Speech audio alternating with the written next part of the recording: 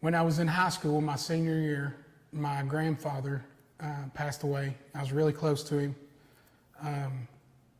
and I played football. So I knew a buddy of mine that actually got pain pills, and that's how I kind of got introduced into it, was whenever my grandfather died. Even though Scott was raised in a loving family in Huntsville, Tennessee, he developed a drinking habit at 15 years old, which would eventually turn into an opioid addiction. After years of addiction, he had decided to quit, but the drug he was prescribed in hopes to overcome his addiction came with its own addiction itself. First of all, the turning point that I knew I needed help,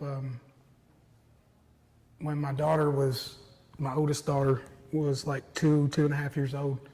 I got arrested for, it wasn't drug related, but I was doing drugs. And she actually watched me get arrested. And that was the turning point that I knew I had to change.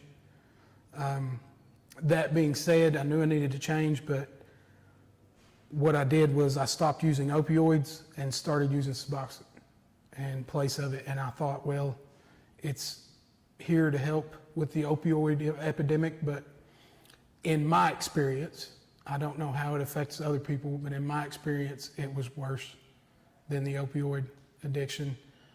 A turning point in his life came after his battle with opioids as he found God. And I wouldn't be where I'm at in my recovery if it wasn't for God. And I realized that, and I'm thankful for that. He believes that although a support system through recovery is important, you still have to win by yourself. They have to do it themselves, and they can't do it themselves without God. And I realize that now.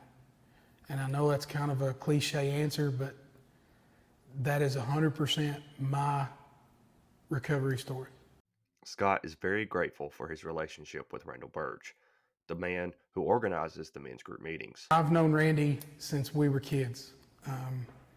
We used to come here to the pool. My mother used to manage this pool, and we would come in here, and Randy and my brother shaved my head right here in this very room when I was probably 10, 11, somewhere in there.